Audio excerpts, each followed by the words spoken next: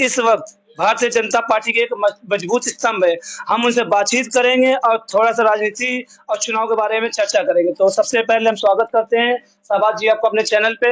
हम आपका परिचय लेना चाहेंगे इस बार। मेरा नाम रफत शहबाज अहमद है। मैं वार्ड 102 का पूर्व पार्षद प्रत्याशी भाजपा हूं और मैं भाजपा का पूरे प्रदेश से सक्रिय सदस्य भी बनाया गया हूं, जिसपे हमें भारतीय जनता पार्टी ने मेन जो जिम्मेदारी दी है मुस्लिम समाज में भारतीय जनता पार्टी की जानकारी को, भारतीय जनता पार्टी की जो मानसिकता है, जो सोच है, वो लोगों को पहुंचाने की दी गई। जैसा कि भी हाल ही में कुछ दिन पहले आलोक मिश्रा जी जो कि इंडिया गठबंधन पार्टी से जुड़े हुए हैं और कांग्रेस के प्रत्याशी हैं इस बार के विधानसभा में, उनसे चर्चा में उन्होंने कहा कि बीजेपी भारतीय जनता पार्टी से जनता व युवा लोग ऊब चुके हैं, अब उनको दरकिनार करें। तो कहाँ तक आप इसको सच्चाई मानते हैं चुनाव में? देखिए, भारतीय जनता पार्टी आज विश्व की सबसे बड़ी पार्टी है और लोगों का समर्थन पाके पार्टी ये विश्व की सबसे बड़ी पार्टी बनी हुई है। अब जितने भी ये गठबंधन वाले हैं, चाहे सपा हो, कांग्रेस हो, इनकी एक मानसिकता है, इनके अंदर लालच है कि इनको कुर्सी कैसे हासिल हो जाए। इसलिए तमाम पार्टियों ने गठबंधन करके एक पार्टी बनाकर मोदी जी को हराने का प्रयास कर रहे हैं। ये संभव नहीं होगा। देखिए, जब देश में प्रदेश में एक अच्छे कार्य होते हैं तो जो प्रदेश के जो निचले स्तर के लोग होते हैं, जिनकी मंशा लालच की होती है, जिनको राजनीतिक तौर पे लालच होती है कि हमें कुर्सी है, मेरे हाथ आ जाए, हम कुर्सी पे बैठ के अपने स्तर से राजनीति करें, देश चलाएं। देखिए, जिस तरीके से जैसे पूर्व की सरकारें रही हैं, 70 साल कांग्रेस की सरकारें रही हैं, कांग्रेस की सरकार में उस समय कोई ऐसा विकास नहीं हम लोग को देखा गया जो आज की प्रेजेंट टाइम में मोदी जी के नेतृत्व में विकास पाया जा रहा है। जैसा कि कांग्रेस हो या सपा पार्टी हो, उनका आरोप हो, एक नॉर्मल आरोप है, आप भी सुनते होंगे कि इस टाइम में जो प्रेजेंट में हमारी सरकार है, भारतीय जनता पार्टी की सरकार, मोदी जी की सरकार, उससे पूर्व में रही कांग्रेस की सरकार में अनेकों काम किए गए। जब से बीजेपी की सरकार बनी है, जनता युवा धराशायी हो चुके हैं, कारोबार एकदम ठप हो चुका है। तो क्या सच्चाई इनमें आपको कुछ लगता है इनकी बातों में? देखिए, जब पूर्व में कांग्रेस की सरकार रही थी तो आज हमारे प्रदेश का, देश का बच्चा जानता है कि भारत देश की स्थिति क्या थी। भारत देश के प्रधानमंत्री कहीं भी जाते थे, एक वो घृण नजरों से देखे जाते थे।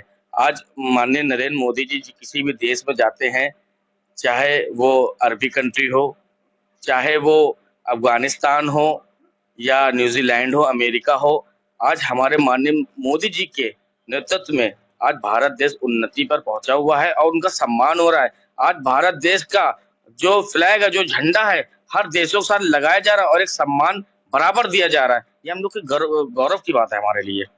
नहीं, झंडा तो पहले भी लगाया जाता था, ऐसा तो है नहीं कि इससे पहले पूर्व में झंडा लगता नहीं था। पहले भी हमारी तिरंगा हमारी शान थी, हमारी जान थी, अब भी लगती है। मेन मुद्दा ये है कि अभी पूर्व में जब हमसे हमारी आलोक मिश्रा जी से बातचीत हुई थी, हमने उनसे एक सवाल पूछा था कि इंडिया गठबंधन पार्टी किसके लिए बन रही है? पब्लिक के लिए बन रही है, राजनीतिक फायदे के लिए बन रही है? तो उनका कोई स्पष्ट जवाब नहीं आया था। उसपे यही आया था, हमें जवाब मिला था कि दाल 200 पार, पेट्रोल 150 पार, इस तरह की बातों का मुद्दा आया था। तो इनको आप किस तरह से रुझान देना चाहेंगे? क्या इनमें सच्चाई नजर आती है आपको? देखिए, उनके पास किसी प्रकार का जवाब नहीं है कि वो जवाब दे सके।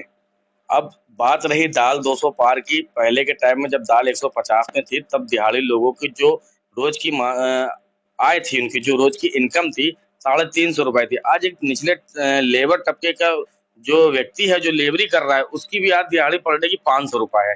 तो हमें नहीं लगता कहीं से महंगाई बढ़ी गई।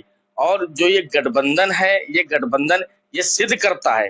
देखिए, इतने सारे छोटी छोटी पार्टियों ने मिलकर एक गठबंधन बनाया है, तो ये जाहिर सी बात है, आप पत्रकार महोदय, आपको भी अच्छी तरह पता। और ये देश कांग्रेस पार्टी आपकी बात होगा, कांग्रेस पार्टी छोटी पार्टी तो है नहीं, राष्ट्रीय पार्टी है, एक मजबूत पार्टी है। देखिए, कांग्रेस पार्टी किसी समय में एक मजबूत पार्टी थी, परंतु आज अभी हाल ही में उसका वजूद ना के बराबर हो गया। बिल्कुल, आज पूरे देश और प्रदेश में भारतीय जनता पार्टी सबसे बड़ी पार्टी है। ये हर एक व्यक्ति जानता है। बिल्कुल तो रहा नहीं। और इसके जितने भी माननीय नेता नरेंद्र मोदी जी के नेतृत्व में जो ये पार्टी चल रही है, आज ये 100 में 100% शिखर पे पहुंची हुई है। और इसकी तुलना हम किसी पार्टी से नहीं करेंगे, क्योंकि आज हम शेर हैं, आज हम हाथी हैं, तो हम छोटी चीजों से हम बिल्कुल अपनी तुलना नहीं करेंगे। अच्छा, ये जो इंडिया गठबंधन हुआ है, इसका असर आप कहीं तक समझते हैं कि भारतीय जनता पार्टी को इससे कोई नुकसान पहुंचेगा? बिल्कुल नहीं। जो ये गठबंधन है, मैंने पहले भी ये बताया था कि ये कुर्सी के लोभी लोग हैं। कुर्सी को पाने के लिए किसी भी तरीके से किसी भी हद पे जा सकते हैं। देखिए, जब से प्रदेश के अंदर, देश के अंदर भारतीय जनता पार्टी की सरकार आई, ये इतिहास रहा है कि आज तक की दंगा नहीं हुआ। क्या जनता इससे संतुष्ट नहीं है कि कहीं पे दंगा नहीं हो रहा, कहीं पे ऐसा कोई मामला नहीं हो रहा है? आज बड़ा-बड़ा माफिया, या तो माफिया उसने अपराध करना बंद कर दिया है, या तो वो प्रदेश छोड़ के चला जा चुका है। इससे क्या लोग, जनता में खुशी की लहर नहीं आ रही? जनता बड़ी संतुष्ट है। और चुनाव के बाद, चुनाव वाले दिन, जिस दिन वोटिंग का दिन होता है, यहाँ पे हमारे कानपुर में 13 मई को वोटिंग होनी है, ये जनता जवाब देगी।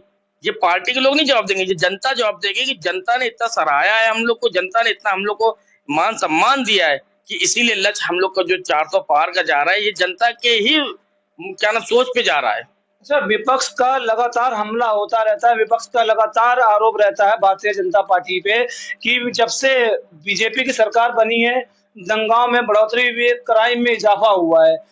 तो क्या आप मानते हैं इस चीज को? देखिए, पहले के आधार पर जब सपा सरकार थी प्रदेश के अंदर, तो हमारी जो बहन बेटी, माँ बहन रोड पे निकलने से डरती थी। लोग सोने के जेवर पहन के, आभूषण पहन के निकलने से डरते थे। उनको पता नहीं रहता था कि हम इस गली जाएंगे, मेरे साथ दुर्घटना हो जाएगी, लूट हो जाएगी। आज वो ऐसा दौर आ गया है, माननीय नरेंद्र मोदी और मोदी जी के, योगी जी के नेतृत्व में ऐसा वक्त आ चुका है कि आज हमारी माँ बहनें सुरक्षित हैं। किसी प्रकार का उनको कोई डर नहीं है। वो आराम से अपना आभूषण पहनकर रोड पे निकल रही हैं।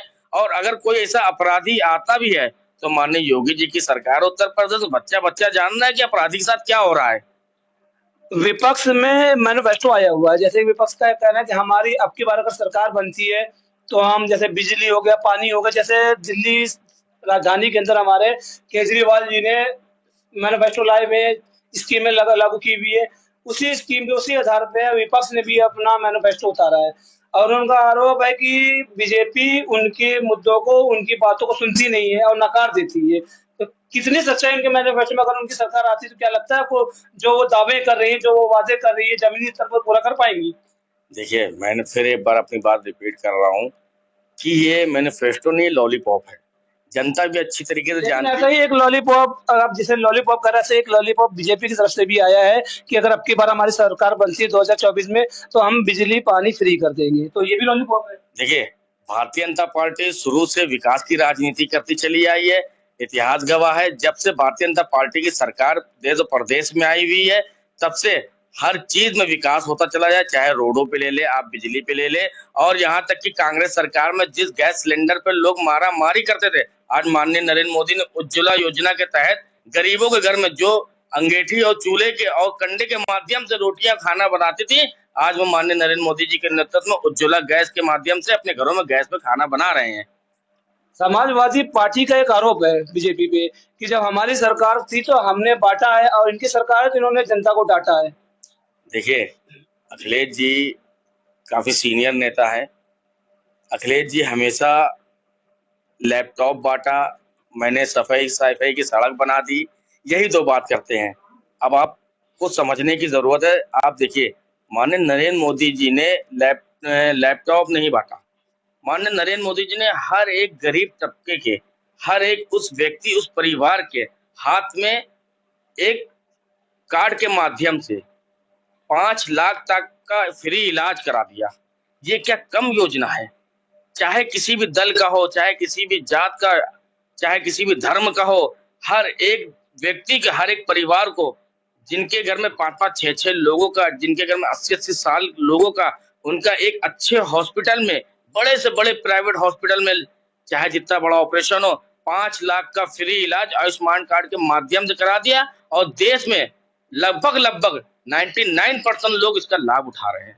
आयुष्मान कार्ड की बात आती है तो बहुत से लोग, बहुत से जो मरीज हैं वो भटक रहे हैं आयुष्मान कार्ड के लिए, जिनका कहना है कि हमने आयुष्मान कार्ड बना रखा है लेकिन आयुष्मान कार्ड को जब हम लगाते हैं तो वो विफल पाया जाता है। ऐसा इसलिए क्योंकि डॉक्टर या हॉस्पिटल के लोग उन्हें साफ कह देते हैं ये आधार कार्ड और आयुष्मान कार्ड नहीं चलेगा। तो ऐसे क्या रीजन है? देखिए, ये अभी कुछ हाल में ऐसी हम लोग के पास सूचना आई है, जिसके लिए हम लोग संगठन हम लोग पूर्ण रूप से जो इस चीज पे चिंता कर रहा है कि कुछ ऐसे हॉस्पिटल हम लोग के पाए जा रहे हैं कि चिन्हित करे जा रहे हैं कि वो आयुष्मान कार्ड के माध्यम से उनको पैसे लेने में असुविधा हो रही है, जबकि सरकार ने उनके लिए पूरी छूट दे रखी है। ये बात सच है कि सरकार ने खुले तौर पर कह रखा है जिन मरीजों का या जिन भी व्यक्तियों का आयुष्मान कार्ड बना हुआ है उनका 5 लाख रुपए तक का इलाज निर्धारित किया गया है, आपको करना है। पर कुछ एक हॉस्पिटल ऐसे भी हैं जो सीधा सीधा दरकिनार कर देते हैं, जिनका कहना है मरीजों का जो हमारे साथ हमसे मरीज मिले हैं उनका कहना है कि सिर्फ 2000 रुपए कहते हैं कि आपके 2000 रुपए का इलाज होगा, भी बेड चार्ज फ्री है, बाकी सब आपका इलाज बाहर से होगा। हम लोग इस चीज की तैयारी कर चुके हैं, संगठन में पूर्ण रूप से तैयारी हो चुकी है। जो ऐसे हॉस्पिटल हैं हम लोग उनको चिन्हित कर रहे हैं और जल्द से जल्द उन पर कार्रवाई होगी, क्योंकि ये हमारे केंद्र सरकार से ये चीज शासन लागू हो चुका है कि 5 लाख, जैसे आपके माध्यम से भी ये बात बताया गया कि 5 लाख का अगर किसी के पास आयुष्मान कार्ड है तो उसका 5 लाख तक की इलाज पूर्ण रूप से कराना ही कराना है। देखिए एक बात तो तय है कि जब से मोदी जी की सरकार बनी है, उत्तर प्रदेश में हमारे योगी जी की सरकार है, क्राइम में कमी आई है, क्राइम में बहुत कमी आई है। अब कमी का बहुत ही समझिए 0 टॉलरेंस हो चुकी है। पर विपक्ष का जो सीधा सीधा दावा है कि क्राइम के रेट बढ़ गए हैं, क्राइम सर के ऊपर से जा रहा है। देखिए विपक्ष का काम है आरोप प्रत्यारोप लगाने का कार्य है। जनता अच्छी तरीके जानती है। आज आप किसी भी थाने में चले जाइए, पहले के दौर में ऐसा होता था कि पुलिस किसी भी जनता की समस्या सुनने के बजाय उसी से जो पीड़ित होता था उसी से उसके सवाल जवाब कर लेती थी कि लोग पीड़ित व्यक्ति थाने में कदम जाने से डरते थे। आज माननीय योगी आदित्यनाथ की उत्तर प्रदेश में सरकार है, माननीय मोदी जी की प्रदेश में सरकार है, आज देश में सरकार है। आज देखिए कि जनता की सहूलियत के लिए जो क्राइम की जो 0 टॉलरेंसी वाली जो स्कीम हम लोग ने लागू करी है, उसकी सहूलियत के लिए आज हम लोग ने IGRS के माध्यम से हम लोग करवाते हैं और थाने में अगर कोई पीड़ित जाता है तो उसको सम्मान दिया जाता है, सम्मान से उसको बैठाला जाता है और बैठाने के साथ साथ उसकी समस्या समाधान भी करा जाता है। तो आने वाले लोकसभा चुनाव में आप पब्लिक व जनता के लिए क्या संदेश देना चाहेंगे? देखिए हमारा एक ही संदेश है कि बहकावे में ना आए। ये जो सत्ता के लोभी हैं उनका काम है हिंदू मुस्लिम सिख ईसाई को बांटना और उस बांटने के आधार पर वो अपने वोट बैंक की राजनीति करते हैं। आज हम सबको मोदी जी की आवश्यकता के लिए आप जुड़े रहिए हमसे, हर नई खबर के लिए देखते रहिए। कैमरामैन रोशनी खान के साथ फैयाज हुसैन।